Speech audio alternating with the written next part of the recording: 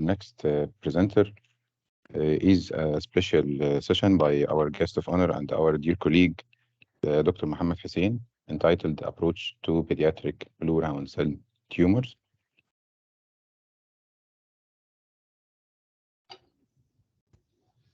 Good afternoon, maybe good morning or good evening. For everyone attending from different places with different time zone. I will share my screen now, and the voice is clear. Yes, it's clear, loud. Yeah. So I will go directly with my presentation. Today I am here to talk about approach to pediatric small round blue cell tumors. Let me warm up with a case.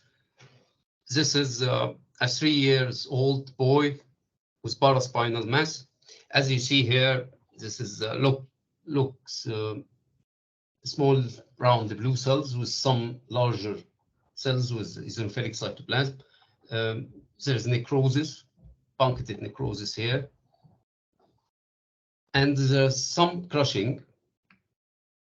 Another view have some spindling and delicate vessels, and some here, some fibrosis or maybe extended dilated vessels here, if my arrow appears. Immunosynoptophysin was diffusely positive. CD99 was diffusely positive, maybe not strong membranous, but it is diffuse. Desmin was negative. I9 was retained. I will leave the case now, and we will return to it later. Firstly, we have to interpret blue round cell tumor in a clinico-pathological approach. We need clinical information, age, location, laboratory finding and the imaging, and the appropriate biopsy triaging. The biopsy triaging is very important to secure tissue for further study, like the molecular and cytogenetics and for research. Aim of this is to reach accurate diagnosis and to provide prognostic data and assisting in treatment or management of patient and safe tissue for further research. Many small round blue cell tumors are listed here. We all know each one has many faces. Here is an algorithm. I find it can be helpful for some reason to resolve these cases of undifferentiated round blue cell tumor.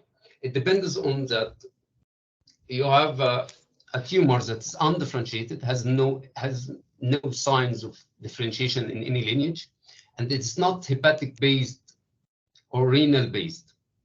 And this is another issue, the hepatic or renal masses.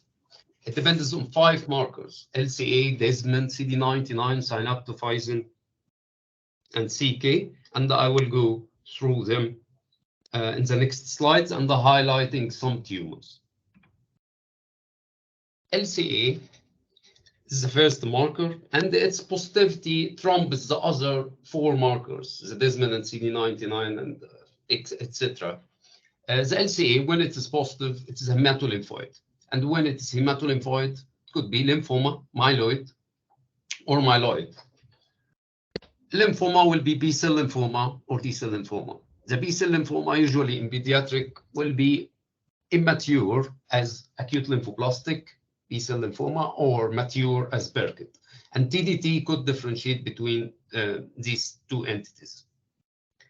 T-cell lymphoma, usually it is immature when it's small round blue cell. I'm not here to talk about the non-Hodgkin. It is not small blue round cell. It appears with different morphology. Usually it is immature and it's TDT positive. The myeloid is very tricky, needs another marker like CD33 or CD68. And if you could classify the myeloid into lineage of differentiation with مين اللي this مسح mark. الإزاز؟ مين اللي مسح الإزاز؟ إسراء. We have to mute Sorry, someone. dear colleague, please Yeah. mute your mic, please. The first is the lymphoblastic lymphoma leukemia. We can see here monotonous looking cells with no distinctive nucleoli, and they are discohesive. There are some slits here, signs of discohesion as these slits, always in the lymphoma. It's fixation artifact. While the Burkitt is larger cells, intermediate to large, has some angulation, may appear as mosaic pattern like here, and have this starry sky appearance of tangible body macrophages. And if we go higher on these cells, we will find multiple nuclei, and this could make a difference between it and the lymphoblastic, the multiple nuclei. This is a myeloid sarcoma. It's somewhat pleomorphic, more pleomorphic, and that's a clue. If you could find any signs of differentiation like mega or eosinophilic myelocytes, or sometimes like these, but they are small here, really they are not significant here, you could think about the myeloid sarcoma. This table illustrates some different aspects between the three entities. For the site, T-cell lymphoma is usually mediastinal, B-cell extranodal and nodal, Burkitt in our country, in Egypt, is abdominal, sporadic. Maybe in Africa, they have some endemic forms. Myeloid sarcoma is extranodal, can be nodal but rare. You have to correlate with CBC, bone marrow, flow cytometry. The morphology, we have discussed some. Immunophenotype, TDT and T-cell antigen for T-cell. B-cell lymphoplastic, TDT positive, BCL2 positive, and BCL6 negative in most cases, in more than 95 cases, 95% of cases. Burkitt lymphoma has germinal type, germinal center phenotype, BCL6 and CD10 positive. It's called the dark zone signature because it has a KI 100%. MEK is positive, BCL2 is usually negative. It looks like the germinal center, and it's an expression. It's perfect for germinal center expression of markers. It expresses surface immunoglobulins, and this is very important in flow cytometry because it differentiates mature from immature. The immature B cell has no surface immunoglobulin. LEMO2 is negative, and this is very important. CD43 is positive in most cases. CD56 is negative. MOM1 is negative. And the last four, LM2, CD43, CD56, MOM1, this pattern could differentiate it from Burkitt with 11q operation. It's called now high-grade B-cell lymphoma with 11q operation. It differs somewhat from LEMO2. It's LEMO2 positive. If someone has no access to cytogenetics, LEMO2 could help combined with CD43 and CD56 because 11q operation has mostly CD56 positive, CD43 negative, LEMO2 positive. This could confirm something like this, or at least raise the suspicion. The pitfalls is CD20 could be lost in less than 5% of Burkitt. This could happen. BCL2 positivity could happen, but in some situations, like the recurrence. Recurrence could be BCL2 positive. Deteriorated with any treatment could be BCL2 positive. Some 11q aberration could be positive. For B-cell lymphoplastic, the pitfall is 99 and the fly1 are positive, and this could mislead you as it is Ewing or not, if it is a bone. LCA and CD20 can be negative, and the MEK can be positive. MEK is positive in diffuse large, but MEK is positive in diffuse large and Burkitt, but can be positive in lymphoplastic. The myeloid sarcoma LCA could be negative in 20%, and it can express T-cell markers or CD56. The best markers to discover myeloid sarcoma is CD33, CD68, CD43, and lysozyme.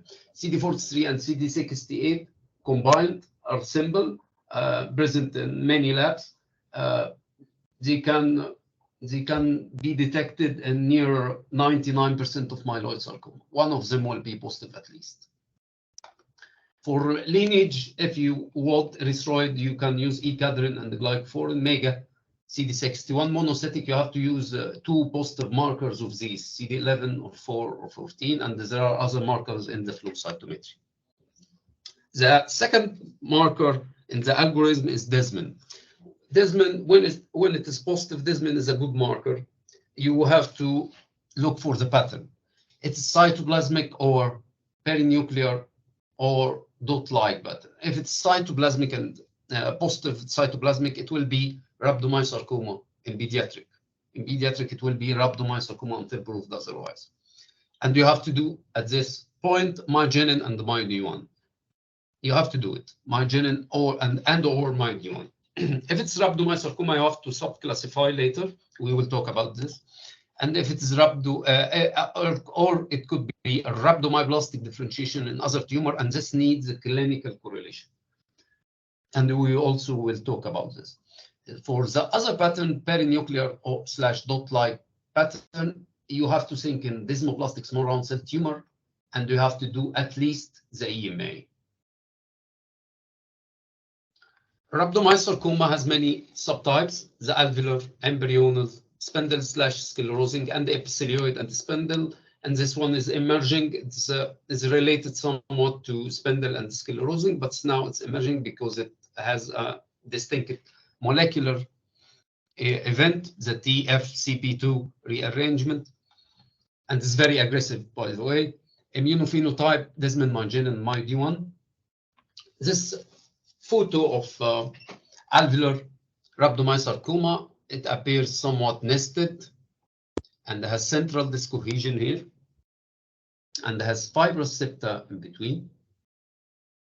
If we look higher, we could find the central disc cohesion in this image, and the picket fence pattern may be here, residual cohesive cells to the septa, and wreath-like multinucleated giant cells you could find. But this one is the classic one, the classic features. You will not find it easily. This one has short, spindled, and round cell and rhabdomyoblastic differentiation, but this one is not alveolar. This one is embryonal. This pattern of differentiation and the short spindled and round cells and the small round cells, not large as the previous one. Those are larger and the monomorphic. Those have some pleomorphism and some strap muscle differentiation. This one will be embryonal. This one, as it appears, it has spindling and the rhabdomyoblastic differentiation and the sclerosis. And the sclerosis have a sclerosis. This one is a sclerosing / spindle cell rhabdomyosarcoma, and this also happens in pediatric and adults. For comparison, alveolar rhabdomyosarcoma has peak age from 10 to 25 at extremities and the trunk. The best presentation is extremities, and we could present with leukemic presentation. Morphology, as we said, immunohistochemistry, and this is important to differentiate between embryonal and alveolar. Myogenin is positive with a cutoff more than 80%. Most alveolar rhabdomyosarcoma has cutoff of myogenin more than 80% of the tumor cells, and this is very important because other types are not like this. AP2B positive in most cases, EGFR negative in 85 cases. A reticulin show sparse fibers, and the well highlights the nested pattern. While in embryonal, the myogenin is less than 80%, AB2B is negative, and EGFR is positive in 75%, and could help. The reticulin stain has dense fibers, show dense fibers. The molecular event, and this is very important, is the fusion of PAX3 or PAX7 with gene. It's important because it helps in risk stratification of rhabdomyosarcoma, and maybe the risk stratification is not dependent on the subtype. It depends now on is it fusion positive or negative. Maybe it is alveolar, but if it is fusion negative, it will not be stratified as high risk sometimes. The prognosis is poor and good for embryonal rhabdomyosarcoma. Pitfalls and barriers in rhabdomyosarcoma. Solid variant of alveolar rhabdomyosarcoma. Rhabdomyosarcoma could appear as solid, not nested, and this will be tricky, somewhat tricky. But immuno, as we said, could help, and the confirmation with the molecular, the PAX3 or PAX7 FOXO fusion will help.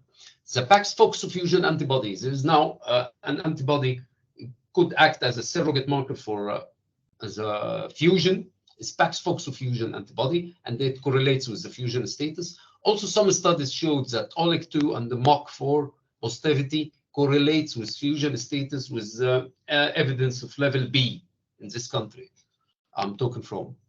And this is high evidence. Yeah. Dense pattern embryonal rhabdomyosarcoma can mimic alveolar rhabdomyosarcoma because of the cells looking somewhat monomorphic and without the myxoid or without the alternating, without the spindle. You have to look for spindle cell features, smaller cell size, and variation in size and shape, and the myogenin expression to detect this dense pattern of embryonal rhabdomyosarcoma.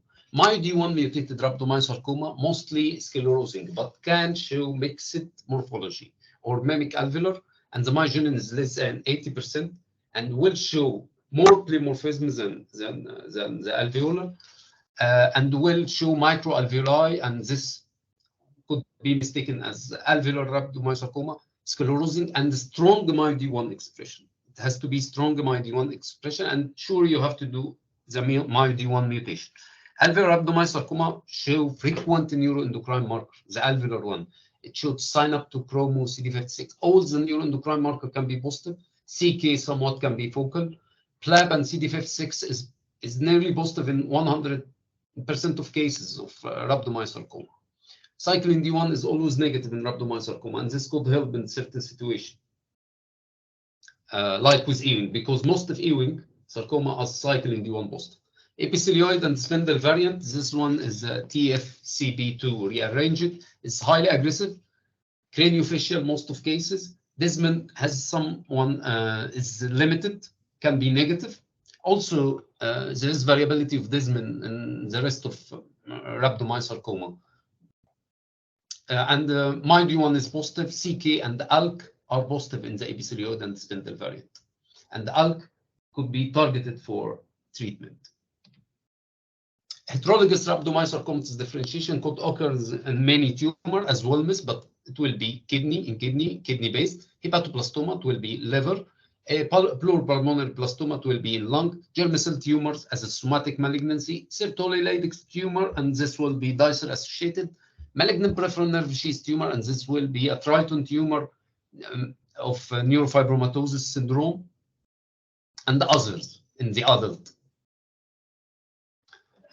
The other tumor is desmoplastic small round cell tumor. I will focus it as abdomen and pelvis and adolescent with male predominant. Morphology may have many faces. It's polyphenotypic. The immunophenotyping is WT1 C terminus, and I'm talking about C terminus is not available in Egypt. I know this. It's not available, widely available in all labs, but in Egypt is not available. So the WT1 N terminus, that's the available marker, is always negative in this. When it is positive, the N terminus, it is not a desmoplastic small round cell tumor, it's other tumor. The CK is positive, Desmond is positive, EMA is positive, and the PLAB is positive. Myogenin and chromogranin are negative, and myogenin here is discriminating this entity from rhabdomyosarcoma. Molecular, it has a fusion, Ewing sarcoma gene with WT1 fusion. The pitfall is PLAB is positive in all rhabdomyosarcoma and this entity, WT1 N terminus, as we said. Variable expression of many markers. CD99 is positive in 60%, and NKX2 is positive in 20%. This could be misdiagnosed as Ewing. GAT3 is positive in 50%, and we will use this later. SAPB2 is positive in 50%, and it could be diagnostic or maybe differential with some other Ewing-like sarcomas. Neuroendocrine markers are variable. CD56 50%, don't depend on CD56 and synapto is in 30%. The morphology here is nested small cells in desmoplastic stroma, heavily desmoplastic. Sometimes it is more solid and more epithelioid, or could be misdiagnosed as neuroendocrine carcinoma. I have seen cases like this. The best markers is Desmin and do EMA. EMA is positive, can be more patchy, less patchy, or can be diffuse, but it will be positive. And Desmin has the pattern of here is cytoplasmic dot pattern and somewhat perinuclear, like here, around the nucleus, or the cytoplasmic dot pattern. This is characteristic of Desmin, and could be focal, but you will find this. You have to get higher on microscope. The third marker is synaptophysin. Synaptophysin is a good marker, but this is not much specific. If it is positive only, this will be a neuroblastoma until proved otherwise, and you have to confirm with FOX2B. FOX2B is a very specific marker for neuroblastoma, or GAT3. GAT3 maybe it's not specific, but in some situation like this, it's very helpful to be because all cases are GAT3 positive. All cases of synaptophysin are GAT3 positive of neuroblastoma, and then classifies the neuroblastoma. Synaptophysin plus Desmin, you have to think in rhabdomyosarcoma, as we said, could express neuroendocrine markers, or desmoplastic small round cell tumor, but you have to look for the pattern of Desmin here. And you have to do myogenin, always do myogenin after Desmin to confirm, and EMA if you are thinking in desmoplastic small round cell tumor. If it's synaptopositive plus CD99, plus or minus CK, but the main is synapto plus CD99, you have to think in these entities. Ewing, because Ewing has some neuroendocrine differentiation or neuroepithelial, immature neuroepithelial intratoma, and this could mimic neuroblastoma, rhabdoid tumor, and pancreaticoblastoma. You have to do NKX2 for Ewing, I9-1 for rhabdoid tumor, and SAL4 for immature neuroepithelium intratoma and pancreaticoblastoma. Pancreaticoblastoma is positive for SAL4. You have to further classify after this SAL4, because it's positive in immature neuroepithelium or in germ cell and pancreaticoblastoma. The neuroblastoma mostly less than 5 years. Here we see it appears the location is adrenal or sympathetic ganglia, many places along the sympathetic ganglia. Clinically, it has many syndromes present with, so clinician could know that it is neuroblastoma clinically before biopsy. It has many syndromes and the many clinical appearance distinctive. Laboratory serum NSE, but don't depend on it much because it's not specific. Could be could rise in other tumors. VMA is more specific. VMA in urine, the catecholamine metabolite in urine. If you demand, it's good. The CT, if it is adrenal, it's good for this. If it is another place, you have to confirm. It has always calcification, hemorrhage, and necrosis, and you can use. You can look for the MIBG scans. It's some sort of bit-like scans with certain stains, with certain metabolites. Sorry. Histology, you have to look for neuroble for differentiation. Mitosis, karyorrhexis are higher than other tumors, and ganglionic differentiation as a sign of differentiation. But it could present with undifferentiated, and we are here to talk about the undifferentiated. The rosettes you will not find. It's in box. The rosettes are in box. It's rare in practice to find rosettes in neuroblastoma. Neuroendocrine marker, FOX2B, the most specific, and GATA3. The genetics, you have to detect a MECN status because this enter in the risk stratification. You have to detect it if it is diploid or hyperdiploid, and segmental chromosomal aberration. And it's very important because the diploidy and the segmental chromosomal aberration could make this at intermediate risk, and it's another line of treatment. You can use PanMEC, and here I'm talking about the PanMEC. It's CMEC, combined CMEC and NMEC. If it is positive in 30%, and these cases are always high risk. Can be put as high risk because it's called now MEC-driven neuroblastoma. Either it's NMEC or CMEC. So they use you can use a PanMEC stain. You have to use ATRX loss. Is ATRX the marker of used in gliomas, and the TERT overexpression and the ALK. All these could now be potential for a stratification or classification of neuroblastoma in future. The ATRX loss, TERT overexpression, the MEC-driven, because there are some NMEC cases, NMEC negative cases, or not amplified, that behaves aggressive, and they found that it's CMEC overexpressed and not amplified. It's just overexpressed, but it appears it's aggressive in behavior. This is a classic view for neuroblastoma with neuroble.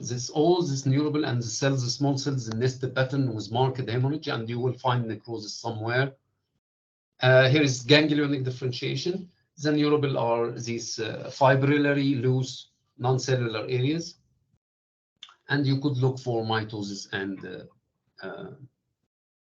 apoptotic bodies. The rhabdoid tumor, the other entity, is always also less than 5 years, has many phases. Is one of the polyphenotypic. The first one we have discussed is the desmoplastic small round cell tumor. It's the polyphenotypic. This is the second one, polyphenotypic. Showed INI loss in 90 to 95% of cases. Myogenic markers are always negative. In more cases, it expresses sulfur glypican 3, and this is another pitfall. And CK, AMA, neuroendocrine markers, and CD99. It has a SMARC B1 or SMARC A4 mutation. Pitfalls, GATA3 is positive in rhabdoid, and this one will not differentiate neuroblastoma from rhabdoid tumor, but will differentiate from other tumors. So you have to take care of this. GATA3 is good for neuroblastoma, but rhabdoid tumor are positive for GATA3. WT1 is positive in a subset. This is a classic one. You will not see this a lot. The rhabdoid cells and the vesicular nuclei and the new prominent nucleoli and the eosinophilic inclusions. You can see it like this, epithelioid with sclering, or small sized as this one, the rhabdoid tumor. And this is the INI. You look for the control in blood vessels, and always INI is lost, or as we see in the case of Amira, PRG in the small subset is very rare, but it happens. The fourth marker is CD99. CD99, you have to start with, if it's CD99, it is non-specific, but if it is positive only, you have to think in Ewing sarcoma and synovial sarcoma together. Mesenchymal chondro, lymphoblastic lymphoma, if it is LCA negative. And we have said it. We have said this information. After this, you have to confirm Ewing with NKX2 and synovial sarcoma with EMA and CK7. Mesenchymal chondro is positive for NKX2 and positive for NK3.1 and the other markers. Lymphoblastic lymphoma will be positive for TDT. You have to exclude this if it is CD99 positive and sure the clinical.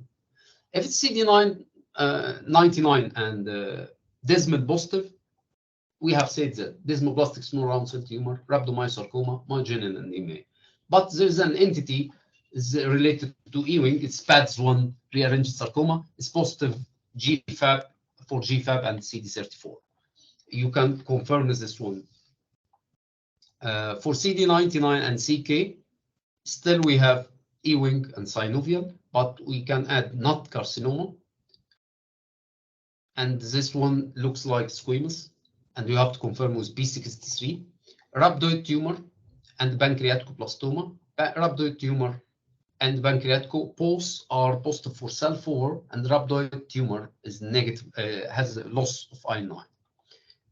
Finally, you can use clinical more immunohistochemistry and molecular conformation, because at some point this entity, the PAD1 rearranged or the nut carcinoma, are need to be confirmed and may be difficult in diagnosis without molecular conformation, or to differentiate some entity like this from rhabdomyosarcoma at some time, because this entity expressed all the myogenic markers. One of the pitfalls also. Ewing sarcoma, bone, soft tissue, kidney, the site, peak adolescent, the peak is at adolescent. Radiology has no classification but can occur. Molecular, the classic one is the Ewing sarcoma rearrangement. This classic picture for Ewing sarcoma.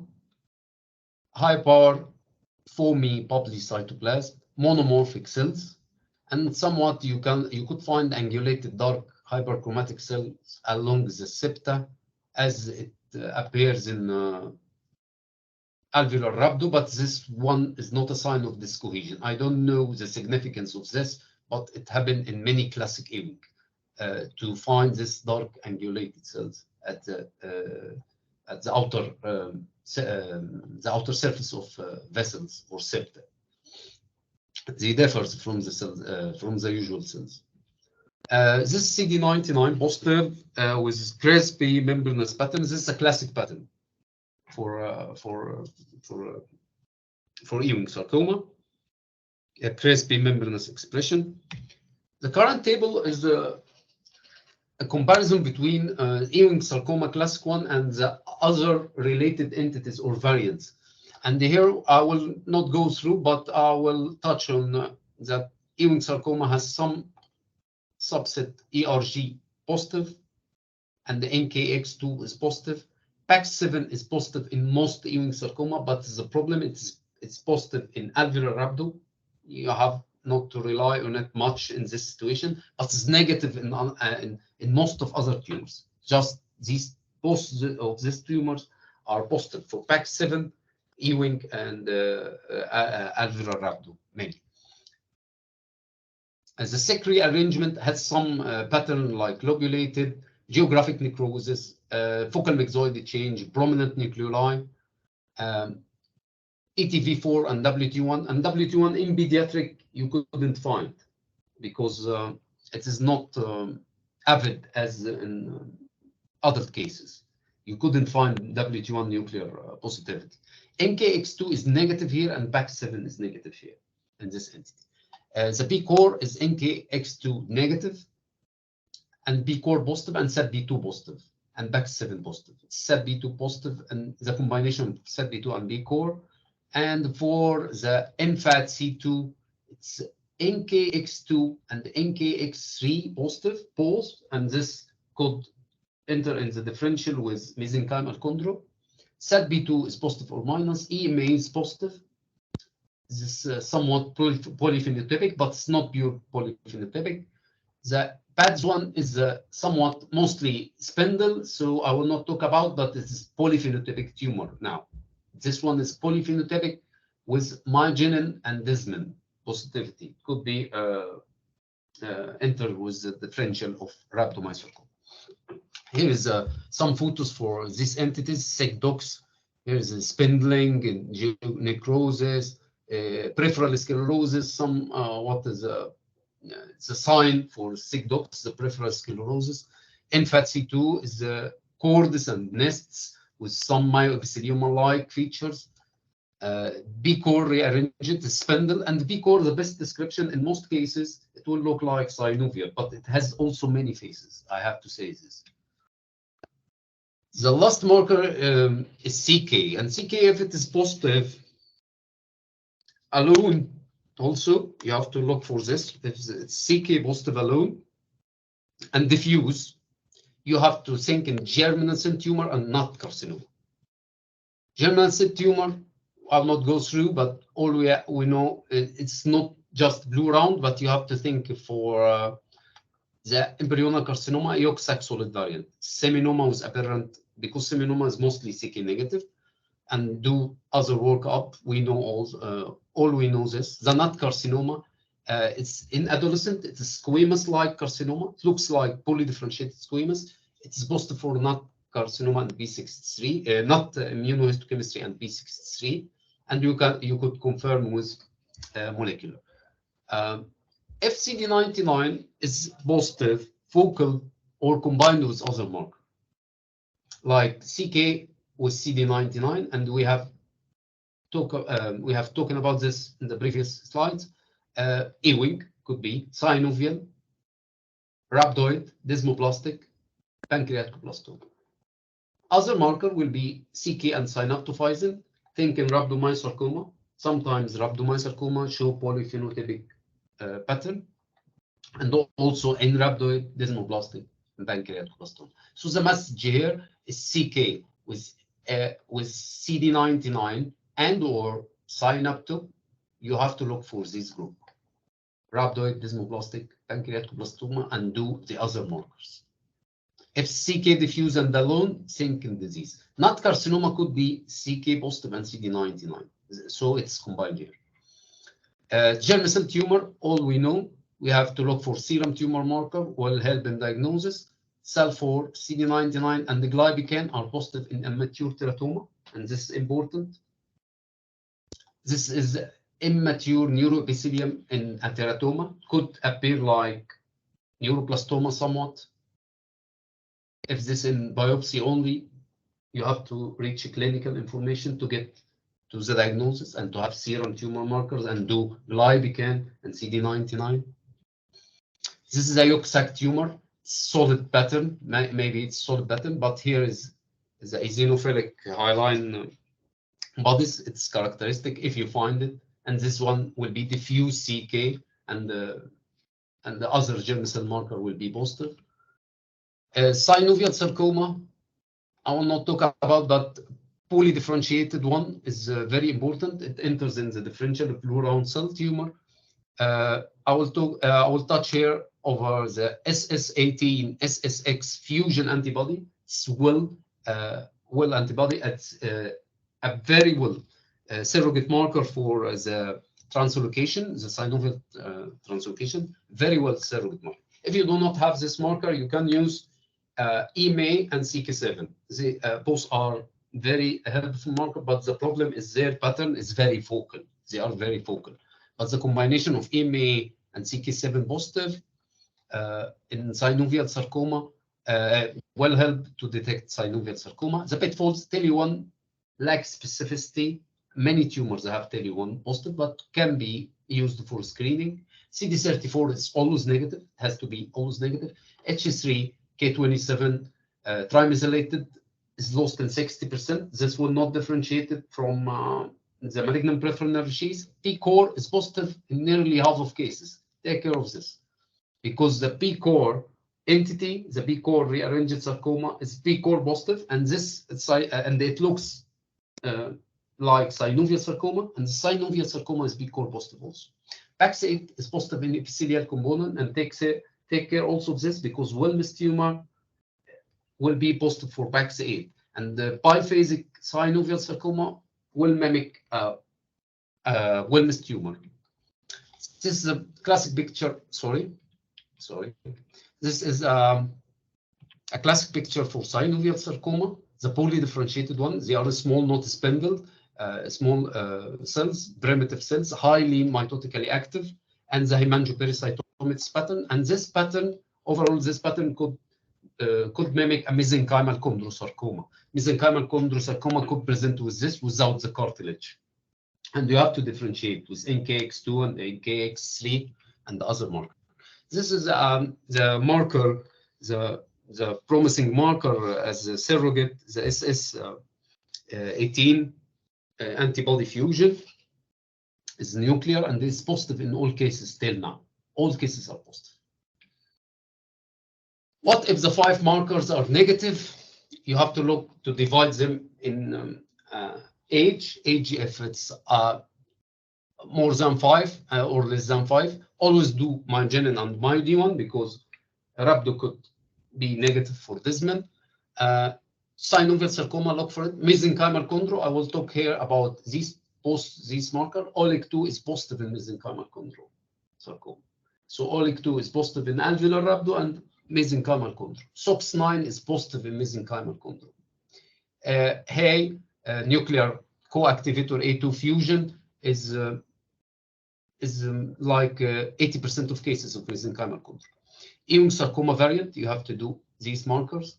Extraskeletal myxoid chondrosarcoma, the solid variant, has a solid variant, can be positive for these markers, but is negative for SOX10, and some what needs rearrangement in R4A3.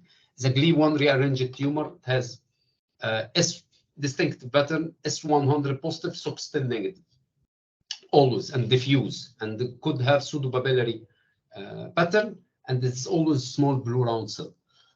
Or small epithelioid cells. Melanoma, small cell osteo, look for radiology, osteoid, and SADB2, but don't depend on SADB2 because we have noticed many tumors with SADB2 positive alone. So osteoid is better than SADB2 if you could confirm that this osteoid. And the bone, extraskeletal small cell osteo is vanishingly rare. It is in case reports, but it's vanishingly rare. If age is less than 5, infantile fibrosarcoma, you will look for morphology and mixed lymphocytes. You can use PanTrack for screening, not diagnostic, it's for screening. The combination of CD34 and S100 positive will lead to diagnosis of an infantile fibrosarcoma-like tumor. With the same behavior, but somewhat there are variants with higher aggressive behavior. So the combined CD34 and S100 are positive. Positivity could lead to this diagnosis in infantile fibrosarcoma. ALL, we have talking about this, TDT and BAX5-4B, and AML and myeloid sarcoma, and the pleuropulmonary blastoma, it's dicer mutated, and it's lung-based, you have to look for radiology, and sometimes pleuropulmonary blastoma come with florid rhabdomyoblastic differentiation, and it appears as the rhabdomyosarcoma. Polyphenotypic tumors are tumors with multi-lineage marker expression, not for morphology, but for marker expression. The desmoplastic small round cell tumor, we have talking about rhabdoid tumor, Ewing sarcoma, Badge1 rearranged sarcoma, some other rare variant of Ewing, rhabdomyosarcoma or unclassified sarcoma, pancreaticoblastoma, it's very rare, with as you see, immunophenotype is GATA3 negative, and this could differentiate between neuroblastoma. SAL4 is positive here. Sorry, this mistake. Sorry for this mistake. This is positive. EMA and beta-catenin are positive in squamoid nest. Myogenic markers are negative always. And the molecular, you can use molecular to diagnose, but it's very rare. It's very rare. Organ specific, to finish this. If it's kidney, you have to think in Wilms always with another differential. I will not talk about. And in liver, hepatoblastoma with another differential. If you find blue round cell tumor in liver or Wilms tumor, it's in kidney, it's Wilms or hepatoblastoma until proved otherwise. And you can use markers like WT1, PAX8, and INI1 retaining in Wilms, and the glypican-3 and beta-catenin in hepatoblastoma, and to correlate with the clinical, as the CBC, platelets and RBCs has higher numbers, and serum alpha-fetoprotein is high always in most cases. And back to our case, this case, as we see, it was signed up to positive, CD99 positive, INI retained, Desmond negative, CK negative, NKX2 negative, EMA negative, SOX10 negative, SAL4 negative. And this is a morphology, as we said. And this one marker, what do you think? This one is myogenin marker. This is a myogenin. How do you think is about? It's less than 80%. So this one appears not to be alveolar. Is it embryonal? This one is MyD1. It's diffusely strong. I know MyD1 could be positive in embryonal rhabdo and strong, but this one is proved to be MyD1 mutant and is very aggressive, and has the pitfalls that it could mimic alveolar rhabdo and come with the small round blue cell pattern. But if we get back, there are some sclerosis to think. It looks here somewhat embryonal and here somewhat alveolar with this necrosis. They combine the mixed feature with the sclerosis. You have to think in it. And the paraspinal, it's a good place for it. The age is 3 years, not an age for alveolar, and you do the molecular. If this one is FOXO negative and immuno not fitting, do the other, the MYD1 mutation. And there are other mutations like the vestigial-like VGLL1 and 2 rearrangement could happen, and the other one is favorable, but the MYD1 mutated is an aggressive with poor prognosis, and this one come with metastasis to the lung. Also, neuroblastoma don't go to the lung. If it's a neuroendocrine marker, you think it's neuroblastoma, it doesn't go to the lung, and this one you have to integrate clinical and molecular information. This is the final algorithm you can look for, and here I have to, I want to express my feeling that I'm very delightful to be here again with my colleagues in Shefal Orman. I'd like to thank Dr. Mohamed Kamal, especially Dr. Mohamed, and all the staff working in the pathology department for their well-recognized efforts. And I miss you much, you know this. Thank you all. Thank you. Thank you. And sorry, I think I take a lot of time. Sorry. Thank you so much, Dr. Mohamed. Not at all. We are so delighted you are here with us. And thank you for the much information you provided us with this presentation this day. Thank you very much.